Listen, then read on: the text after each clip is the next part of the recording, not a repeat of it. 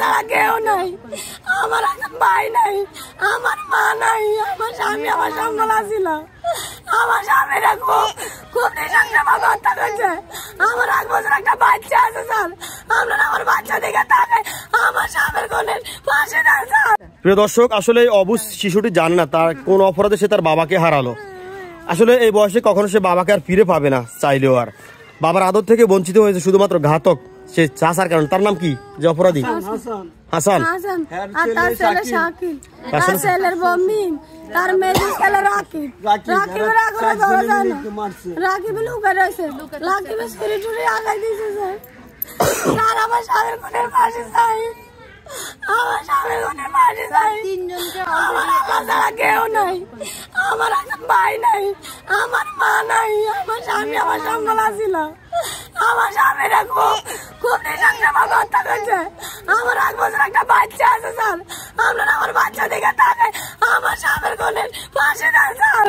আপনাদের একটা দাবি রইলে স্যার আমার স্বামীর কোণের পাশে দিয়ে। আমার আল্লাহ ছাড়া আর কেউ নাই, আমার আর কেউ নাই। দর্শক, আমরা আছি চাঁদপুর জেলা ফরিদগঞ্জ উপজেলায়। আপনারা জানেন যে আলোচিত একটি হত্যাকাণ্ড, যে চাচার হাতে প্রবাস ফেরত বাবু ভাতিজাকে প্রাণ দিতে হলো। আসলে এই হত্যাকাণ্ডের সাথে কয়জন লোক জড়িত আছে জানেন? কয়জন বলেন? কে কে জড়িত? কে কে জড়িত নাম বলেন? বাবু না, বাবুরে তো মারছে। বাবুরে মারছে হাসান, শাকিল, রাকিব। আর শাকিলের বউ নাম কি? মিম। এখন কয়জনকে গ্রেফতার করছে? 3 জন গ্রেফতার করছে, একজন পালাই গেছে। দর্শক, আমি একটা কথা বলি, যে চলে গেছে তাকে আমরা কখনো ফিরে পাবো না। আমাদের রাষ্ট্রের কাছে আমাদের অনুরোধ থাকবে আইনের সুশাসন প্রতিষ্ঠা করার জন্য। এবং কি কারণে এই অবুঝ সন্তানটি সে তার বাবাকে হারালো সে কিন্তু জানে না। সে কিন্তু হয়তো ভিতরে তার কষ্ট কেউ বুঝে না, কিন্তু তার কষ্টটুকু একমাত্র আল্লাহ পাক রব্বুল আলামিন বুঝেন। তাই আমি সরকারের কাছে অনুরোধ করব, যারা এই ঘটনার সাথে জড়িত তাদেরকে সর্বোচ্চ শাস্তি প্রয়োগ করেন, যাতে করে মানুষ আইনের প্রতি শ্রদ্ধা ভালোবাসা বেড়ে যায়। আমরা দেখি আসলে একটা ঘটনা যখন ঘটে কয়েকদিন হয়তো মানুষ মনে রাখে, এরপরে আসলে প্রতিটি মানুষ ভুলে যাওয়ার পরে আসলে এই ঘটনাগুলো ধামাচাপা পড়ে যায়। তাই আমরা সরকারের কাছে অনুরোধ করব, যারা ঘাতক, যারা অপরাধী তাদের সর্বোচ্চ শাস্তি 90 দিনের মধ্যে প্রয়োগ করা হলে আমি আশা করি এই দেশের মানুষ আইনের প্রতি শ্রদ্ধা ভালোবাসা আরো বেড়ে যাবে।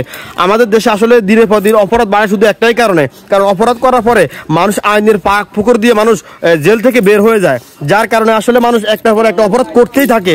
এই দেশে অপরাধ দমন হয় না এই কারণেই যে মানুষ অপরাধ করার পরে আইনের মাধ্যমে মানুষ ছাড়া পেয়ে যায়। তাই আমি অনুরোধ করব, যারা প্রকৃত অপরাধী তাদেরকে সর্বোচ্চ শাস্তি প্রয়োগ করা হলে ইনশাআল্লাহ আশা করি এই দেশের আইনের সুশাসন প্রতিষ্ঠা হবে। প্রিয় দর্শক, আজকে আমরা আছি চাঁদপুর জেলা ফরিদগঞ্জ উপজেলায়, যে একই পরিবারের 3 জনকে কুপিয়ে জখম করেছে এবং একজনকে গলা কেটে হত্যা করেছে সেই বাড়িতে।